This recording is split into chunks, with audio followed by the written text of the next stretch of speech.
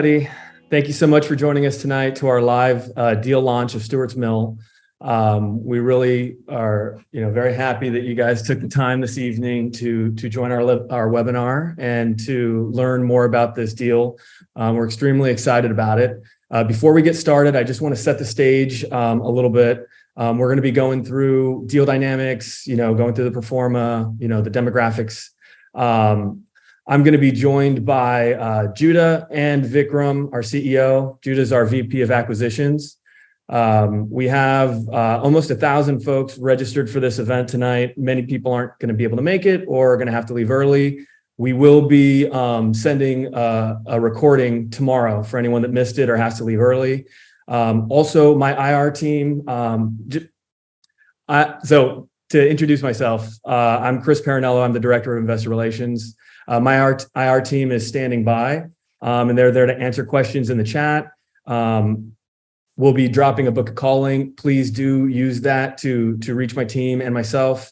We'd love to go through in more detail this deal. We probably won't be able to get to every question that's answered. We're really excited to have you all here. So without further ado, let me introduce Vikram Raya, our CEO, and Judah Fold, our VP of Acquisitions, and let's get it started. Good evening, everyone. I'm excited to be here. Excited to share with you guys our 25th multifamily acquisition. I got my whole team here. We got Chris Parinello. Thank you again for the intro, Chris. Of course. And Judah Fold, many of you guys know him. He's been on a lot of our webinars. He's been one of our resident experts at Viking Capital. He is the architect of our amazing funnel where we're able to transcend 2,000 deals to find the 5 to 6 that work that we do every year. So Judah, welcome to the show. Thanks, Vic. Thanks, Chris. Happy to tell everyone about this one. Yeah. So guys, as we get started, drop in the chat if you have any questions. Use the Q&A option. There'll be a book a call link. Definitely want you guys to take advantage of that. Our last deal filled very quickly and a lot of people weren't able to get in. So don't want that to happen to you guys here.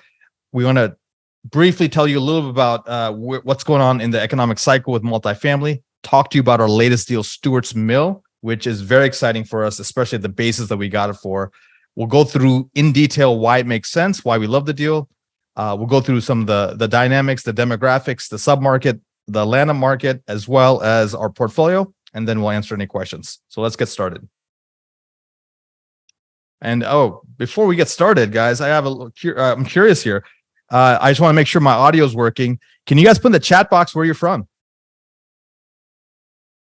It's unbelievable to see every one of these that we do, kind of how the Viking investor tribe grows both in numbers and geography. So look at that. That's awesome. All right. So guys, we're as you can tell, we got representatives from all over the country. I know we have investors in Alaska, Hawaii, I think some kind of Puerto Rican representation. So we do have a nationwide presence at times. It's amazing. So we're really excited, really thankful and grateful to have you guys as interested people, as supporters of Viking, or even as investors of Viking. And just a little bit of our backstory. We were formed in 2015. It was really a passion of ours to do real estate. We are both high-income professionals. I was a cardiologist, practiced for many years. My partner, Ravi, was also a hospitalist. We enjoyed taking care of patients, and it was very fun for us. But we lived in the DC area. We were exploring real estate as a vehicle for us to, as high income earners, to figure out how to have tax advantages, how to have cash flow, how to have income. And so it really helped our families, and it helped us really live the kind of life we wanted. And then we started helping our friends and family and colleagues get into this. And pretty soon we formed our company, Viking Capital, to now provide this kind of service to people across the country. And so been recognized by several organizations, but really the most important recognition that I love hearing is how it affects our investors' lives and how they're able to shorten their time horizon for retirement, able to have multiple streams of income, and really have that liberty to practice their professions, whether they're lawyers, doctors, dentists, entrepreneurs, with more reassurance because they have streams of income outside of their main profession. And so we really believe in these 5 tenets, guys: cash flow, tax advantages, equity, diversification, and appreciation. And obviously capital preservation is very key as well, especially during this type of economic cycle. I really want to thank my team, and I want to introduce you to my team, because this could not have happened without a all-star group of folks that we have here. Judah, whom you met, is our Vice President of Acquisitions. Amanda is our Director of Operations. Ashley, who put all of this together, is our Director of Marketing. We have our strong investor relations team headed by Chris and his team. And really, they educate our investors. They help them understand how this all makes sense. They make sure that the people's wealth goals and Vikings' wealth goals, they're all in alignment. And really, we believe in education first and foremost. If it makes sense for you to invest with us, we'd be happy to help you. But really, we want to educate you first. And obviously, without having a key team on the ground to manage these assets, headed by our Director of Asset Management, Ed, it's been really amazing to see how these properties thrive after we take over. So with that said, we do have a pretty robust portfolio. We have about 5,000 doors that we've bought in our tenure. $750 million of assets that we've acquired, about $500 million under management. And we plan to hit the $1 billion mark hopefully next year.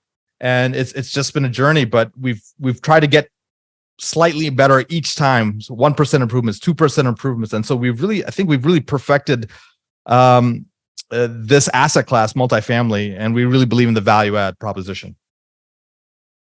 So with that said, why don't you guys tell me, where do you think we are in the market cycle? I just want to get a gauge of, are people concerned, worried? Do you think there's opportunity?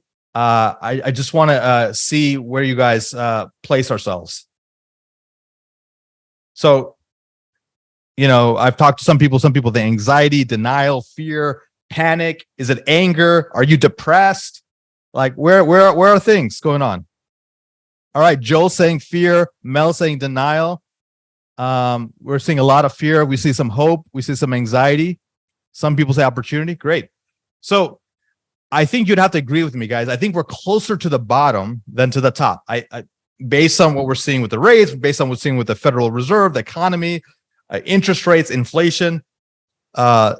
It doesn't seem like this is the rosiest times, right? This is probably more where there's concern, there may be fear, and the reason why I'm pointing this out is we all wish we could go back and buy a ton of real estate during 2008, 2009, 2010. Unfortunately, we don't have a time machine yet. Elon Musk hasn't created it yet. But for now, if history doesn't repeat itself, but it rhymes, then what that tells me is there is a tremendous amount of opportunity right now. And you used to have to give up your firstborn to get a deal because it was so competitive, because everyone had money and all the deals, everything was going up, rents, everything was going crazy. Now, only the strong are standing still. And if you've been around a couple of market cycles now, you can actually anticipate, you can smell, you can sniff out these deals. And I think that's what we have with Stewart's Mill. And we'll put that argument in for you guys. But I really think that when other people are fearful, we should be ready. And that's what we're doing here at Viking. Vic, I can tell you that from talking to all the brokers and all the sellers out there that we deal with, there are so many groups that are just pencils down, because the reality is a lot of the deals don't work, right? But they're not looking at any deals. It allows a group like us to still put our pencils to paper, work on those 1,500, 2,000 deals a year in order to find the ones that no one else is looking at. So just like you said, for the better deals out there right now, there's much less competition. So it allowed us to get Park 33 and close on it. And it's what got us this deal as well. Awesome. So what is really driving this market demand? Well, I just want to get to a few key demographic informations and a few key slides, and then we're going to get right into the deal. But I just wanted to note that the demographics are shifting to where these millennials now are primed and ready to, and they're not ready to buy a home yet. I mean, by the time they buy their first home, typically it's between the 36 to 42 range. And so most millennials right now are in the 28 to 34 range. And that is the prime rentership time for them. So 63% of these people from 20 to 34 are renting. The other thing we need to talk about is it's too freaking expensive to buy a home, right? I don't care if you're in the top tier luxury category or you're a person looking for your first starter home. Interest rates are approaching 8, maybe even 9% in the next couple of weeks. And that's why it's very difficult to actually own a home. And that's why we're seeing all this rentership go up. And then you can see here, this is Viking Capital's median rents here. And it's also trending even higher than the national average. It's also important to note that since 2004, there's been about 3 years where there's negative rent growth. And the other thing to note is, in general, rent growth follows the inflationary curve. And so what that means is inflation actually helps real estate, because every 6 months to a year, those reassessments get factored in. And then, this, that's why you're on this webinar. And whether it's our webinar or some other sponsored webinar, these in general are irrefutable. And this is why people love multifamily, because it's an all-weather vehicle. And what do I mean by that? I mean profit upon sale of the asset. There's tax advantages. It's a hedge, as I mentioned, against inflation. It appreciates in general over time, as long as you give it enough of a time window. There's cash flow. It's a long-term asset class stability, right? Year-over-year rent growth, consistent housing demand. This is a needs-based asset. This is not a wants-based asset. And obviously, if all you have is your primary income and you have money in stocks, bonds, and mutual funds, it's really good to start diversifying your portfolio. All right. And I love this quote by Peter Lynch. He goes, "Far more money has been lost by investors preparing for corrections or trying to anticipate corrections than has actually been lost in the corrections themselves." So it's hard to time the market. You sort of want to believe in the concept of dollar cost averaging, buy good deals, buy good opportunities, hold them long enough to where they can get you the returns you want, and just play more of a longer term outlook. So with that said, guys, I'm super excited. I am pumped. I'm ready to share with you guys our 25th investment offering. It is called Stewart's Mill. It's located in Atlanta, where we already have a strong presence. We sort of have an unfair advantage there. We know Atlanta like the back of our hand. I grew up there. I went to Emory for undergrad.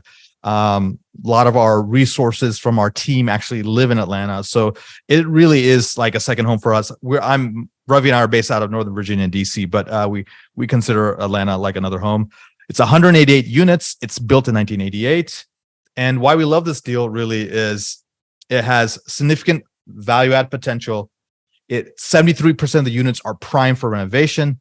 So that means we're really going in, and the previous group did a great job. I think they put in, I have it here, about 3.6 million in the exteriors. They did the roofs, they did the amenity upgrades, they've done the asphalt. So that really leaves there. And in multifamily, there's a concept we like to call meat on the bone. And so this was there's not more meat. This was like a whole animal on the bone. It was ready. It was juicy. And so we got to take down 73% of the units ready to renovate, 95% occupancy, good tenant profile, which is important for us because we want people who can withstand fluctuations in their economic, forecast. We want cash flow from day one because we want to take care of our investors and ourselves. And obviously, the fact that we already have assets in the submarket, it provides a lot of economies of scale. We know Atlanta is still in expansionary mode, and obviously, Judah's going to really outlay the favorable cost basis what we got this deal for. And so, with that said, I think you're up here, Judah, right? No, maybe next one. Let me finish up here, and then I'll give it to Judah. I was premature. All right, the investment summary really. So, you'll get the full on deck, but let me just highlight a few things. Obviously, Atlanta, strong growth market in the Sun Belt. Number two, it's near a major interstate called I-20. Ton of economic drivers along the interstate. It's near a industrial park. It's also near a ton of big box retail, a premium end mall. The rent potential we'll talk about. At least $175 of rent bumps, of premiums. Obviously, Atlanta is a economic hub, a tourist hub. It's a net migration hub. People are moving in from California. They're moving in from New York City, from Boston, from Chicago. It is a medical education hub. So med and ed, as we like to call it. 110 hospitals, guys. And I think in terms of universities, I have the statistic here. Let me see where it is. 54 colleges and universities, my friends.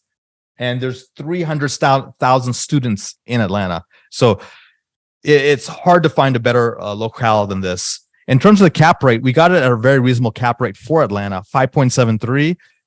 The expense ratio was very reasonable. Physical occupancy, we always like a already performing asset that we like to take over and optimize. The debt service coverage ratio, this is essentially, if it's 1-to-1, that means you're making enough money to cover the debt. We don't want that, right? We want a higher debt to service coverage ratio. The banks require us to get 1.2. Viking doesn't believe in just doing the lowest bar. We go higher than the lowest bar. So we want 1.6, 1.8 perhaps, if we average it out throughout the hold period. We got this at a purchase price of 28 million. So I'm going to steal your thunder, Judah. So this was at Whisper or at Guidance. Like they were like not going to sell it for unless it was 32. They got, I think their highest offers were like 29 or maybe up to 30. But the groups, they didn't trust to close to transact. They didn't have the track record we did. So even though we were the lowest offer, they came to us and said, okay, we'll take your offer grudgingly. And so we got it for 22, which is essentially $4 million below asking.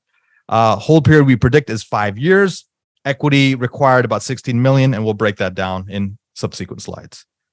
So I think now it is, I'm throwing it to my good man, Judah.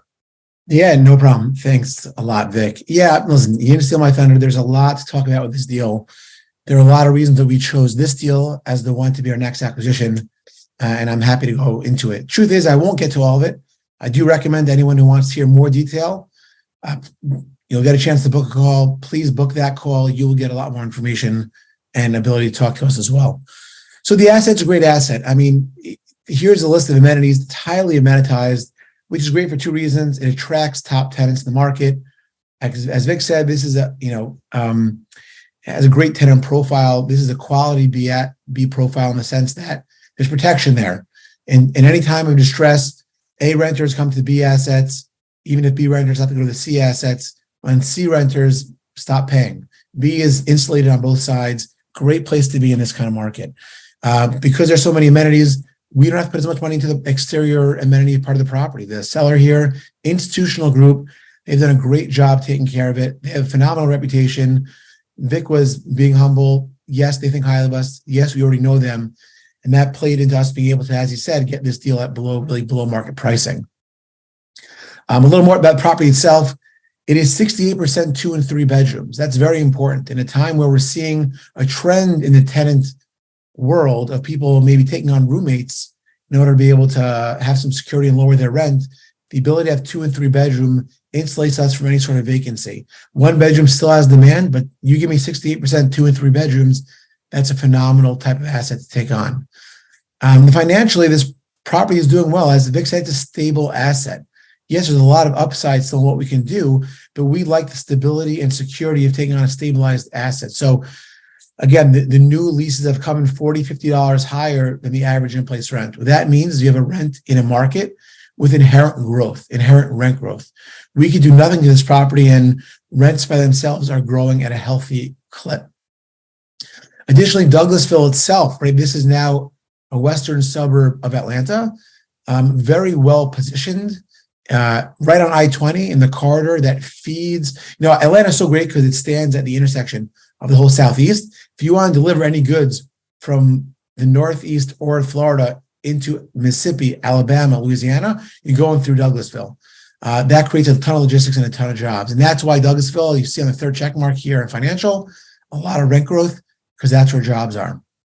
Not surprisingly, there have not been any concessions on site because tenants have a demand to come here. We'll get more to this later on. Tremendous value add option. 73% of these units are outdated. Rents are lower than other market assets because it looks old. We have the chance to come in, do what we've done at all of our assets, bring the interiors up to that higher level and to earn the rent premiums. And economies of scale, we'll talk more about this later as well. Vic called it unfair advantage. Another way of saying that we know the markets, we know the players, we have our vendors, we have our property management ready in sync.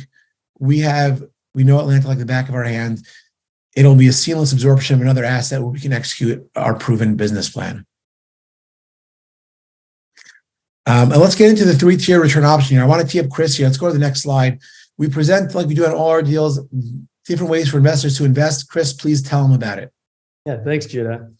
Exactly. This is the opportunity and how you'll be able to participate. You have 3 different classes, Class A, B, and Reserve. Class A is going to offer you a prioritized cash flow and a 9% preferred return. What does that mean? In simple terms, you're prioritized in front of B and Reserve. So you get first access to the cash. That lowers your risk. And what you're giving up for that risk is you're giving up the profit share in B and reserve. So 70-30 profit share in Class B and 80-20 profit share in reserve. The minimum investment for Class A and B is $50,000. And the reward and the enhanced economics for reserve class is due to the significant investment of a $500,000 minimum. So we go into the next slide.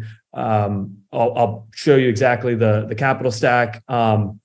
So over here on the left, you have the total capital structure, 18.6 million in debt, 16 million makes up the 3 equity slivers. So with Class A, B, and reserve. So we talked about how Class A produces the less risk. You're getting your cash on cash returns of 9%, assuming the project supports it. The reason that it is limited to 1.6 million of total equity is because we have to be careful about how much Class A we take on to be able to pay those 9% distributions that will be coming monthly. The 9% is annualized. So what you would do is you take your investment amount, you multiply by 9%. That would give you your annual return. And you divide that by 12 and you'd be getting monthly installments throughout the whole period. So you take that all the way out and that gives you a 1.45x based off of a 5-year hold. Your average cash on cash is 9%, as is your IRR. Class B. Class B is going to give you a 7% pref. So it's still going to give you positioning from a risk perspective to protect you with that pref. It won't be paid current like Class A is, but you're getting the benefit of the 70-30 split at disposition. Your equity multiple shifts from 1.45 up to 1.8 to 2. So a significant increase. Folks that like Class A, these people tend to be folks that are looking at extremely risk averse other options, such as treasuries. I'm going to get 5%. Class A, I'm going to get 9%. I'm taking a little bit more risk, but at the same time, I'm still protected because I'm prioritizing the cash flow. Class B, this is your typical long-term investor that has a long time horizon. You're going to get a significant upside in the overall return, and you're going to get a little bit less cash flow. Your average cash on cash is still going to be, this says 7, but I believe it's 5.5 for this deal. And your IRR is going to be 14%. Reserve is going to follow the same dynamics as Class B, but because you're investing such a significant amount of capital, you're getting enhanced economics. That enhanced economics comes by way of the 8% pref. So you're getting the extra point of pref. You're also getting the 80-20 split. So basically Viking's giving you an additional 10% of its profits back when we get to disposition. I'll hand it back to Judah for the sensitivity cap rate, or if you'd like, I can walk them through the. No, great. Happy to jump in. Everyone watching, take your screenshot of this slide. I love showing it. I want everyone to take a look at it, but it's more numbers you can maybe digest in a second. You know, we project returns here, but we don't pretend to have a crystal ball. No one does. We're confident. We've talked to our economists. However, there are certainly levers that can affect what returns might be projected at. Here's your chance to see, based on the exit cap rate, how do returns shift. We're very happy to see that whether we project a higher cap rate or a lower cap rate in all sorts of environments, this deal is penciling. Keep it going 1 second. Let them take their next screenshot. Hold period, right? We hold 3 years, 5 years, 7 years. Obviously, that'll change some of the returns as well. Again, we want you guys to see for yourself how that might impact the returns. Again, we've taken a deep dive into the numbers, but want to present them to you as well. We see this as producing good cash flow and good returns in various sorts of environments and economic cycles, which is what we want to see, and we'd love for you guys to see as well. Now back to some of the meat and potatoes. So I want to address a couple of things on this deal. Mentioned before, there was inherent rent growth. You see on the bottom left here, right now rents on site average $1,409. Take all the units, and that's what the average rent is. Look in the last 30 days, we've had a roughly 10% of the, because August and September is still high rental season, 10 to 20% of the rent roll turnover, and you're seeing rents come in at about $53 higher. That's just because the market has grown between those people signing their rent last year, people signing their leases this year. That $53 is what we call organic growth. We don't have to do anything except for be in the market, and a good market like this one, and take advantage of those. Again, I mentioned on the right side, the unit mix. Great unit mix here, 68% 2-1s, 2-2s, 2-3s. There's a strong tenant demand for all those ones as well, but I'd be happy for that 68% 2s and 3s. And happy to go through this here. These are, again, screenshot this one. You'll get the read and play. But take a close look. I know Krista could dive into the 3 classes. Put in $100,000. This is what you can expect coming to you on an annual basis. And what you can expect to come to you in year 5 when we project that we'll be selling this property after executing our business plan and stabilizing thereafter. In each situation, there's good cash flow. You want to know a better idea of which one's good for you, give us a call, talk to us. We've had people choose one. We've had people blend, put some in A, some in B. Please give us a call. We're happy to walk you through and help you cater to your personal risk profile. All right, Chris, you want to talk a bit here about bonus depreciation? Yes. So bonus depreciation, most of you know that it's going to be phasing out. So we've already started the step down. 2022 is the last year of 100%. This year we have 80%. We have brought on our cost side specialists, and they're going through and getting us the preliminary numbers. We should have those probably by the end of the week, if not sooner. And we'll update you as to exactly what kind of passive loss you might be able to get on this deal. The early indications are that it's going to be around 40% of your investment amount. Okay, great. So let's talk about debt for a second. Again, we have the fortunate opportunity on this deal. Again, at the time that we were awarded the deal, we were buying this one, and we'll get debt close to basically being debt neutral. And have neutral leverage on this one, which is a huge opportunity. We'll be taking on a loan of around $18.6 million, about 66% of the purchase price, fixed, no risk as to moving rates from the day we purchase it till the day we sell it, 30-year amortization schedule with having at least 2 years. I'm told we could hopefully get more, but at least 2 years of interest-only payments. That allows us much better cash flow while we are executing the guts of our business plan and renovating those units. Now, again, really a lot of opportunity in this property. What I want to focus on here is, yes, 180 units is a great deal size. 892 square feet is a nice size unit. Appetite in this market for these size units. Plenty of land. This is a spread out property.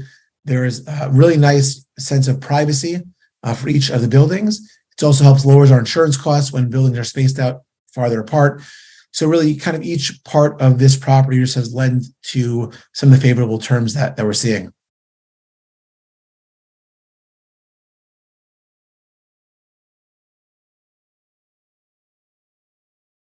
So here's where really the magic happens, right? You might have heard us talk about value add and the 73%. Let me just kind of speak briefly to what we're talking about here. This property was built in 1988.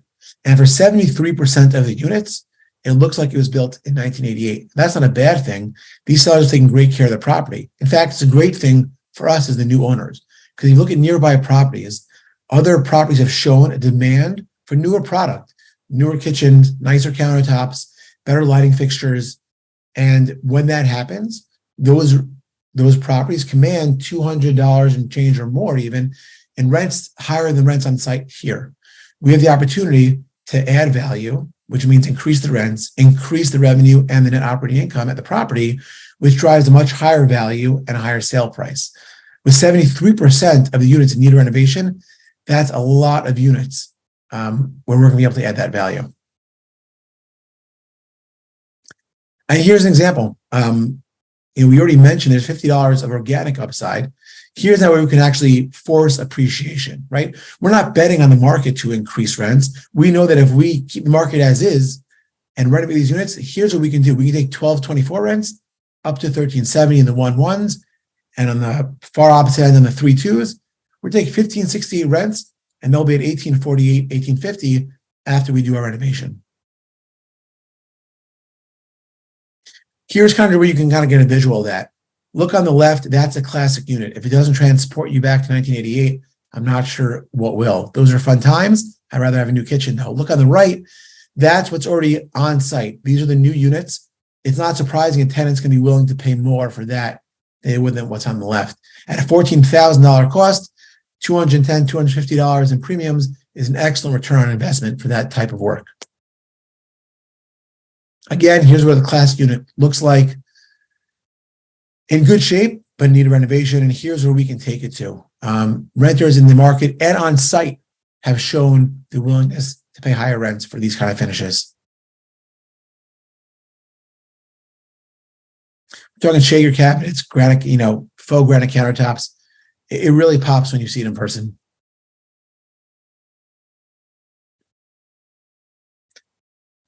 And now here is where it all comes down to. Year one, kind of some of that organic rent growth. And as we start to initiate our business plan, NOI will be about $1.85 million. As rents in the market in this strong market inherently naturally grow a bit over time. But more importantly, we take all those classic units and bring them to the higher rents and the higher renovation levels that the market demands. By year 5, we're going to have about $2.6 million NOI. Now, they may only seem like $800,000 in change or $760,000 of NOI, but when you apply the market cap rate, and we're applying 6% here, right? We're buying lower than that, and cap rates, as Vic showed, as rates will come down over the next 5 years, that's being very conservative. That's adding $11 million in value to the property. That's how the value-add business plan works. We increase the NOI, the corresponding price someone pays for the property will go up for that higher cash flow.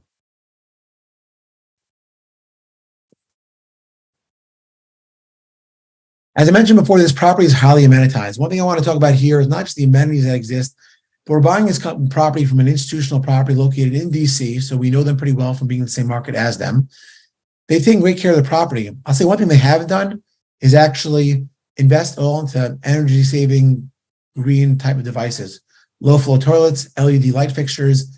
We're going to be able to do that on site, and not just because it's important to us for the environment, which it is, but it's also going to reduce utility costs tremendously as well. They're a big company we're buying it from. They invested heavily into taking care of the property, but I do want to mention that they have a large company to feed. We're going to be able to reduce costs, leasing costs, admin costs, insurance costs, utility costs. There's a lot of also savings we're going to implement. So while they've spent heavily on the amenities, which is great, we're going to be able to more efficiently operate the property. And Judah, I wanted to just stack on what you're saying. One of the things that we're going to do is every dollar we're spending on CapEx is for revenue generating revenue generating goals. And so that's the powerful thing. Everything, like every interior unit we upgrade, that's going to translate into more NOI growth. Just give a snapshot here again. Fitness center, playground, all gets used. We have reserved some CapEx dollars to refresh the fitness center, make it look a little more up to date. We're going to add some more pool furniture, but again, the bones are there, and we can just directly start taking this property to the next level. Unit amenities themselves, again, there's a washer, dryer, appliances, connections. The kitchens are fully equipped. They have really nice faux granite countertops. And these are the type of amenities we're going to be putting inside the units as we renovate. Here's an example. You can see really spread out private feel to the property. Residents have reported feeling at home in this property, and that also just helps drive tenant demand.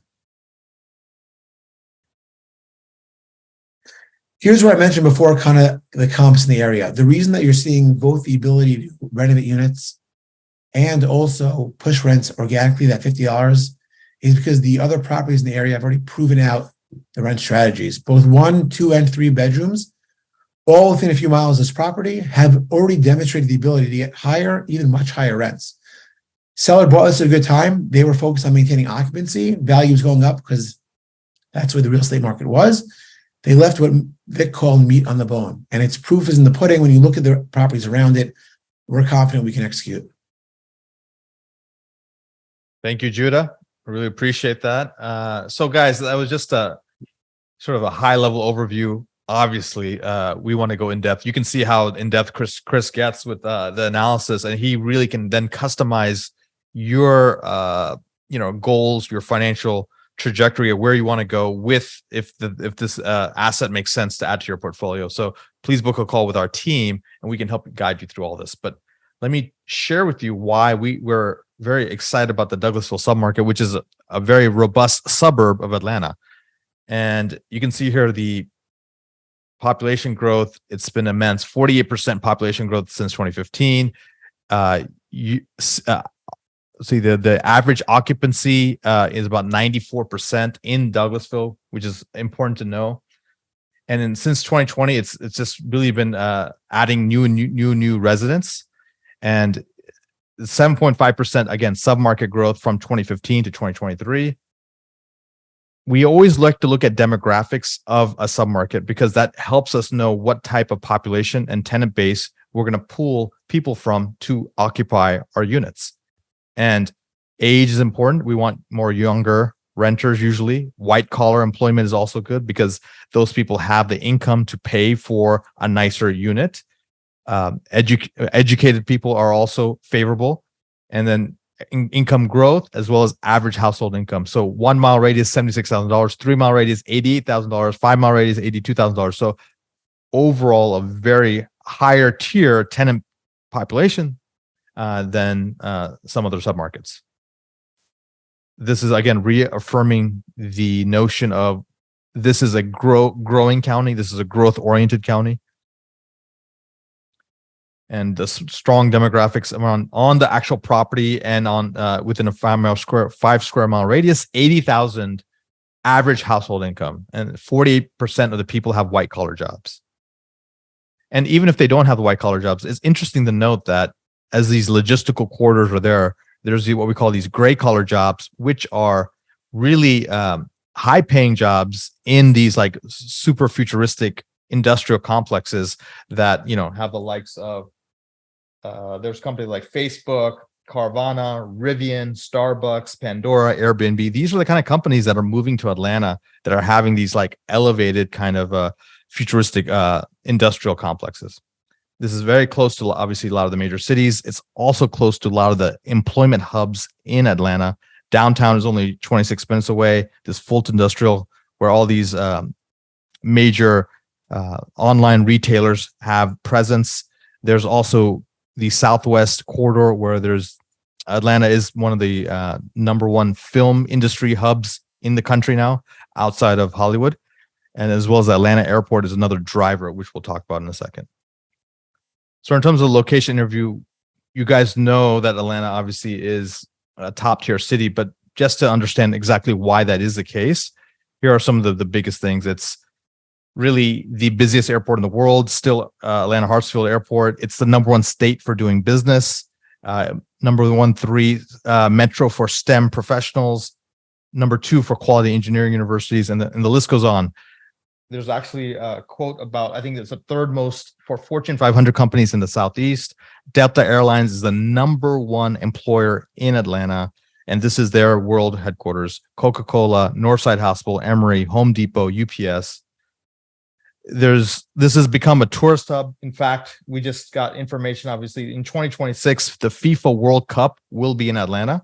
So part of the World Cup. And so that just bodes how this is really a sports town as well. The Atlanta Hawks, the Braves, the Falcons, Atlanta United, the theaters, the news organizations, the aquarium. There's so much to do here, and it attracts a lot of folks to want to live here and to obviously visit. We've talked about the economic impact of Hartsfield International Airport, $71 billion per year. I mentioned the movie industry. It is really a driver, and it's actually very poignant because the studios are actually quite near our asset. And the annual impact on Atlanta itself is $4.4 billion. I believe the statistics are, 68 movies were filmed in Atlanta last year, 270 shows, and companies like Lionsgate are relocating major assets to Atlanta. Porsche North American headquarters got relocated here in 2015. higher education, the Georgia Tech, Emory, Spelman, Morehouse, Georgia State, and then the list goes on of how this is a highly talented workforce, and that's what drives more jobs, drives more students, and it's a cycle. And healthcare is important not only just for around our asset, which has a lot of medical and education kind of tenant base, but just for Atlanta in general, as it's one of the top industries of Atlanta. We've talked about the catalyst for growth. Again, we want to buy real estate in submarkets and in MSAs or metropolitan statistical areas that are growing, because that bodes well for our tenant base. So one of the interesting statistics that came across our desk while we're preparing for this presentation is the Atlanta's unemployment rate currently is below 3%. This is an all-time low. Judah hinted at this, where much of the catalyst for growth is logistics, transportation, right? So the number one busiest airport, record industrial warehouse growth, tremendous number of infrastructure for highways. So most of the major highways, if you want to go up the eastern seaboard or in the southeast or the southwest, it's really through Atlanta. CSX, the railroads are there. There's two main ports where all the cars are being imported into the Port of Brunswick. And then Port of Savannah is one of the fastest growing ports in the US. So as we wrap up here, it's time to sort of go into our portfolio. As I've mentioned, we've done about 24 deals all around the country in multiple assets, multiple metropolitan areas. Georgia, Atlanta is one of our biggest hubs. We have a hub in Texas. We have a hub in Indiana. We have a hub in DC. And so we're really our national player with obviously some specialties and some locales. $771 million of assets acquired, 5,000 doors, and 24% return for our investors upon exits. And the reason why this is important for you guys is you're working with a sponsor that has been around. We've seen it all. We've seen the ups. We've seen the downs. We've been able to navigate through a lot of these challenges that can sometimes face economic cycles as well as the real estate markets. And I think it's because of our team, our experience, and we really have a robust group of relationships with our brokers, our property management companies, vendors, contractors, debt. And so having all of that at our fingertips and then really being able to be very flexible and nimble is how we'll be able to navigate all of this. So I'm going to then give it to, I'm happy to. Yeah, happy to chat here. I mean, I just kind of build on that, Vic, with the slide you just showed and the one that's on now, a lot of work has gone into these 24 deals, a lot of work. And the investors who have been with us, have been through that, and especially the ones who are joining us on this project, have the benefit of all that experience in this deal. So it's worth taking stock. It's worth asking questions. Book a call. We'll tell you about each one of those deals, what we learned, why they succeeded, especially these on the screen now. We're happy to go through with you what drove the success. Park 33, that's when we just closed a few weeks ago. I'm happy to report takeover has gone smoothly. Staff on site is performing well. Operations on site are performing better than we could have even hoped for, given the smooth transition and the way the market itself is performing. We're finished takeover and Beth gets started on some of the business plan there. And then economies of scale. This is something that's very important. As you go back and you look a couple of slides back, all the properties that we've acquired and the units we've acquired in Atlanta, there's something called economies of scale. The owners and the investors who join us for Stewart's Mill will benefit from owning thousands of units in Atlanta. That goes to relationships with vendors that we have, with our property management company that devotes a significant amount of resources to Viking assets, given the number of units that we own. It goes to relationship with the brokers that we have as well. It goes to buying just high volume of countertops and refrigerators. And all of that drives better margins and better ways to increase value on each deal that we own in Atlanta. And that will carry forward in increased fashion on Stewart's Mill. Elevate Green, along with Eagles Landing, are the properties that we closed on just several months ago. Again, those are in South Atlanta. And those properties are now in their renovation stages. We finished a lot of the amenities. Elevated Point, that saw tremendously improved exteriors with super high occupancy as we continue to go there. And East Cobb across the street, that one is already stabilized and cash flowing beautifully. Marbella Place, that's one that we bought, very low market rent, and we efficiently operated that one. As you can see, different strategies for each property, all that experience coming to Stewart's Mill. So hope you enjoyed. Happy to kind of, Vic, let you take it home. Yeah. Guys, so here's the quick highlights, and then there's a lot of good questions in the chat. I'm excited to answer some of them with you guys. 1988 value-add asset, $3.6 million of recent renovations done in the last 2-3 years. So it is already upgraded, and now the only thing left is really to do these interiors and operate it much more efficiently. And so that's our game plan, our value-add plan. 73% renovations primed and ready, 96% occupancy, average annual return 18%, essentially about 1.8 to 2.2x multiple. And so there's multiple ways we're trying to be cool, like all the QR code guys out there, right? We got a QR code for you guys, so you can scan it. You can email us at invest@vikingcapitalllc.com.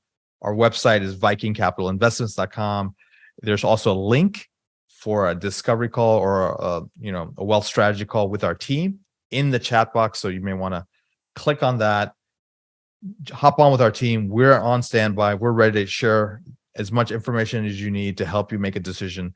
I really believe in the story of real estate. I believe in the story of economic cycles. I believe in our capability as a company to help navigate any kind of challenging time and really take care of our investors' principal, return a good return on profit, help the communities that we invest in, and really just really help you guys achieve your financial goals. And that's what we were trying to do for ourselves when we started this journey in 2015, and that's what we're doing for all our investors all across the country.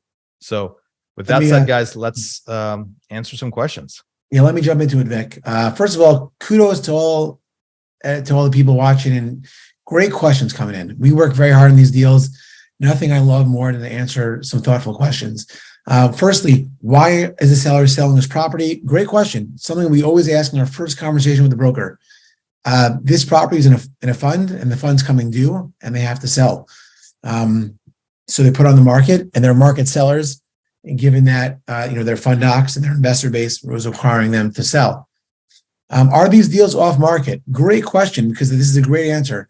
These deals were marketed by a broker at $32.5 million. To be honest, the market right now is kind of broken. Vic mentioned there were several offers at higher dollar amounts than us. They came to us to sell the property at a lower price because they wanted a surety of transaction, a surety of close. So was this property marketed? Yes. But did they sell to the market, the highest bidder? No, they came to Viking Capital, and we're excited to take it over. One clarification, someone asked, is this a 24-month loan? No, the loan sheet mentioned 24 months of interest only. That means that on the interest we're paying, we're not paying any amortizing principal until year 3. That lowers our debt service payments for the first 2 years, which gives us just more cash flow to give back to investors as we're investing more in the property while doing all the renovations. Someone asked about what a 70-30 split means, Judah. Yeah, so as Chris had mentioned earlier, there's the pref payment everyone gets, the either 7 or 8% for B and reserve and 9 for A. That's the money that the investors see before Viking Capital sees any part of their share. When it comes down to when we sell the property, though, and there's a profit to be had, that profit is then split once all the investors get their preferred 7, 8, or 9% payment. B and reserve then split the remaining amount. B splits it on a pro rata basis with how much invested, 70-30, and the reserve investors will split it 80-20. That's the profit share. That's kind of what Viking earns for all the work that we're doing here. And people are asking, hey, does Viking have skin in the game? Absolutely. We have skin in every single deal we do. We believe in our deals. That's what we want to invest as well. We want to grow our money alongside your money. So we're really joined at the hip, if you will, and we have definitely money in this project. In terms of what is Viking's stake? Why does Viking do these deals? Remember, we're prioritizing our investors first. And so the preferred return means investors get the first cut of everything. And upon the remaining amount, then we also want to participate in that profit share. So if on those 70-30 partnerships, the investors get 70% and then Viking gets 30%.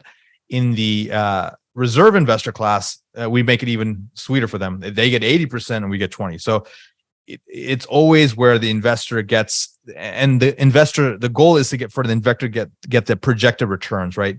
Whether that's a 1.8x, whether that's that preferred return, which is the first money that goes to investors before anything else happens in the waterfall. And again, we can break this down further with a call, but I just wanted to let you know that again, we're aligned both financially, philosophically, and as partners in this deal. We co-invest alongside every deal. Great question by Scott F. How do you renovate 73% of the units and keep the property 95% occupied? Great question. We don't vacate. There are some groups that will take much higher risk. They kind of force vacancy at a very high, sometimes 20, 30, 40, 50% of the property to renovate very quickly, increase the value quickly. But that's a high risk. And then a lot of distressed assets right now, properties that increase vacancy, couldn't make their debt service because they only had half the units occupied. We do it exactly as you kind of mentioned in your question. We do it more naturally, right? There's a natural amount of tenants that renew and a natural amount of tenants that leave for whatever reasons. They move out of Atlanta, they buy a house, and we try and keep occupancy at about 95%. And that 5% that's vacant, that's what we're renovating.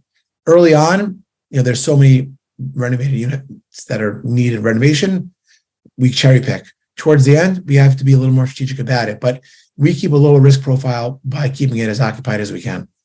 People are asking about when they get their distribution. So we believe in monthly distribution. So within a certain time period of closing the property, we start distributions, and 60, 90 days, the IR team will tell you the actual details and specifics. But essentially, once we have firm control of the asset and it's starting to produce cash flow, then we start doing our monthly distributions. At the end of the year, you'll get a K1 for your taxes, and also year one is where you get the majority of your tax savings, your cost segregation, your tax benefits. Yeah. So we probably have time for like one or two more questions, Judah, and then we have to wrap up here so we can let these good people onto their evening. Sure. Yeah. One more note that we didn't get to highlight that address some of the questions here is that relative to the market. So again, we're buying this one right now. It's a 5 3/4 cap. To give everyone some context here, deals were trading in Atlanta at around a 3 cap a year ago. Rates have started to inch into the high 4 caps, low 5 cap range.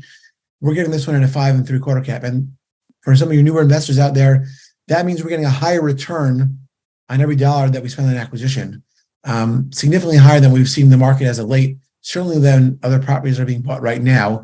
And again, because they came down on their price to us, we're getting this at such a high cap rate. So it's a great, what's called a basis play. We're buying this at a low price per door, $150 per door. Many properties in the area traded for higher amounts in the last couple of years. So that's a lot of what's driving a lot of this opportunity is, ultimately the name of the game is buy low, sell high. And we have that opportunity here. Yeah. And I want to stack on that last comment. So $140,000 per door is very hard to find in Atlanta. And that's what we got this deal for. Typically these deals, like a year ago, this would have been $200,000 a door easy. And so it is a very favorable cost basis. So the goal is we already got it at a good discount. Go ahead and renovate the units, ride up the obviously the organic appreciation. We're implementing the forced appreciation. And then based on the right economic season, we find a good time to sell. And obviously we have fixed rate debt, so there's no pressure on us having to sell quickly. We can hold on to this. And all the while, the goal is to, keep going with the distributions and get you those tax benefits, which are very beneficial for a lot of our investors. Okay.